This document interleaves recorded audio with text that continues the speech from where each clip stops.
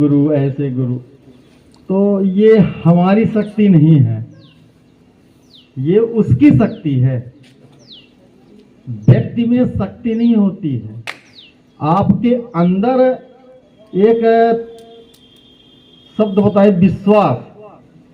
वह विश्वास ही है, यदि आपके अंदर है तो सामने वाले पर शक्तियां आ जाती हैं, और नहीं है तो शक्तियां नहीं आती हैं। जैसे यदि एक पत्थर हम रख दें, वो ईंटा है ना, उसको तुम्हें देख करके कुछ न लगेगा, तो वो भगवान नहीं है।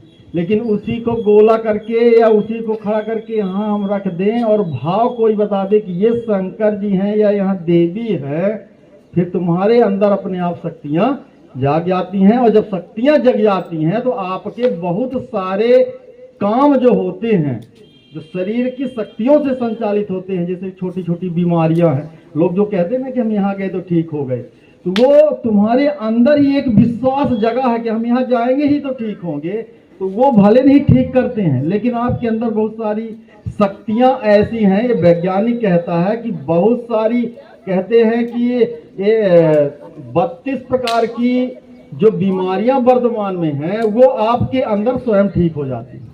और अब हम आखिरी में, क्योंकि बहुत अच्छा भी गाना चल रहा था, हम उसी के लिए आए थे। हम अपने स्कूल में, हमको बहुत लड़का बिटिया कहते हैं दुष्ट मास्टर आया, दुष्ट मास्टर आया, क्योंकि उनका अच्छा मारते कूटते आ रहते हैं।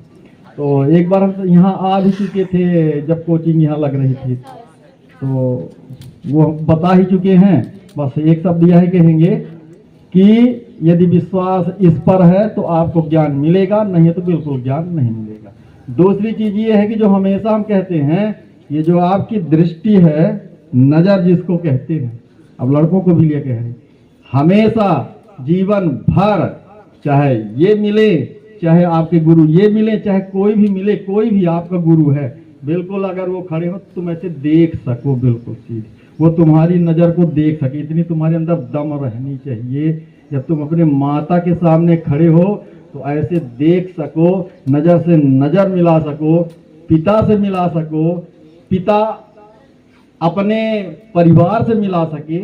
इसका एक ही भाव है कि हम ऐसा कुछ कार्य न करें कि वह नजर हमारी नीचे झुक जाए। सतत ध्यान रखना है, राष्ट्र के लोगों ने प्राणों की आहुति दी है, तुम तो अपने सम्मान राष्ट्र के लिए इतना त्याग कर ही सकते हो, प्राण देने की जरूरत नहीं है।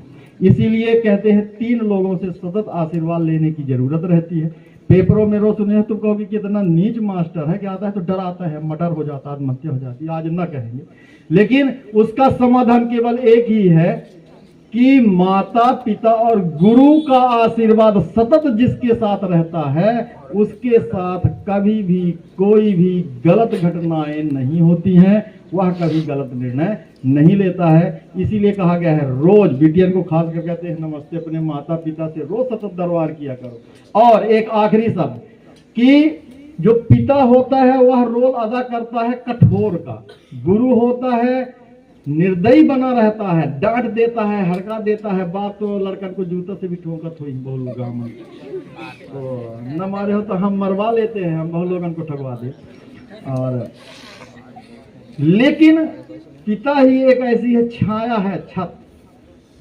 माता का प्रेम जो होता है, ये चिंता करती है खाना खाए है बिटिया या लड़का कि नहीं, लेकिन पिता ये सोचता है कि जीवन भर वो कैसे खाना खाएगा। इसीलिए आखिरी शब्द कह रहे हैं, आप इस धरती का ऐसा कोई पिता न होगा कि अपने संतान की कोई भी गलती को माफ ना कर पाए। क्योंकि हम पिता है ना, हम जानते हैं। हमें जब यहाँ देखते हैं तो लगता है कि आज से 5-10 साल बाद मेरी बिटिया भी ऐसी बैठी होगी। हम जब स्कूल में किसी को डांट देते हैं तो लगता है कि आज हम डांटेंगे गलती में, तो हो सकता है ईश्वर हमारी बिटिया को भी सुधारने के लिए एक ऐसा ही गुरु भेजेगा।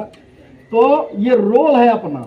और जीवन में ध्यान रखना है कि कुछ भी, कितनी भी बड़ी गलती हो जाए, माता से बताओ, लेकिन माता के माध्यम से पिता को बताओ। माता नहीं बता पाती तो तुम बताओ। एक बार हो सकता है पिता तुमको डांट दे, हो सकता है झुटिया से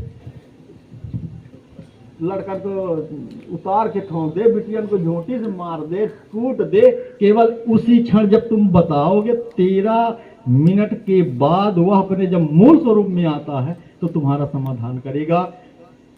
मृत्यु से ज्यादा तुम्हारे प्राण जरूरी है एक पिता के लिए। ये नहीं कि गलती कर दे तो तुम मर गए तो बहुत अच्छा कर दे, बिल्कुल बताना है।